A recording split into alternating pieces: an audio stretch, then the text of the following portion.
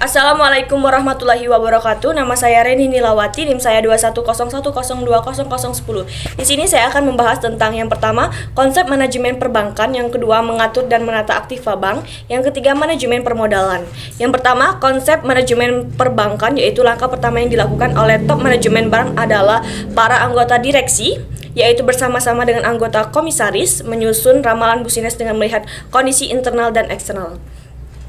Yang pertama, perencanaan dan pengembangan organisasi. Yang kedua, staffing dan manajemen skill. Yang ketiga, pengawasan internal. Yang keempat, sistem manajemen bank. Yang kelima, contoh kasus tindak pidana dan di bidang perbankan.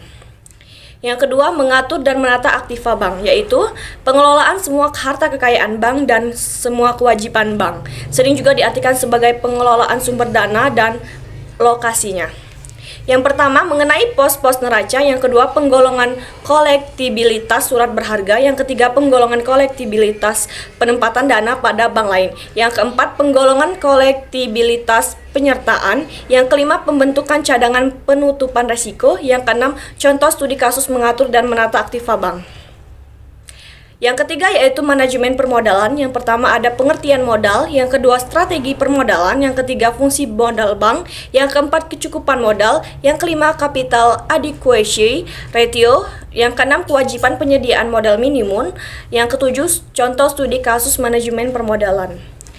Ada dua kebijaksanaan bank, yaitu yang pertama, kebijaksanaan yang dirumuskan sesudah pertimbangan-pertimbangan matang terhadap konsekuensi dari semua pilihan yang tersedia. Yang kedua, kebijaksanaan yang timbul dari tindakan tunggal atau berulang-ulang.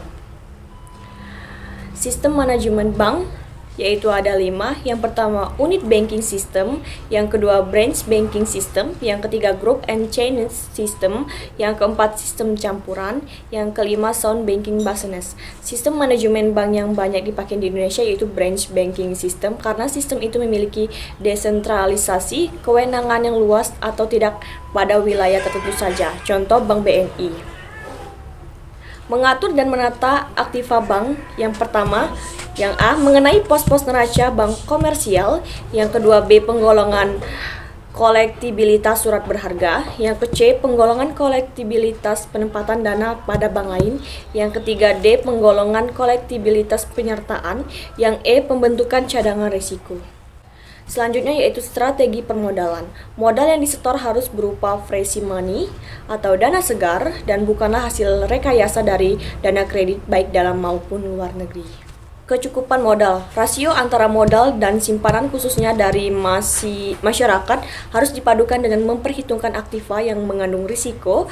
Karena itu modal bank harus dilengkapi dengan berbagai cadangan sebagai penyangga modal yang secara umum disebut dengan modal inti dan modal pelengkap. Baik, itu saja yang dapat saya sampaikan. Saya akhiri. Wassalamualaikum warahmatullahi wabarakatuh.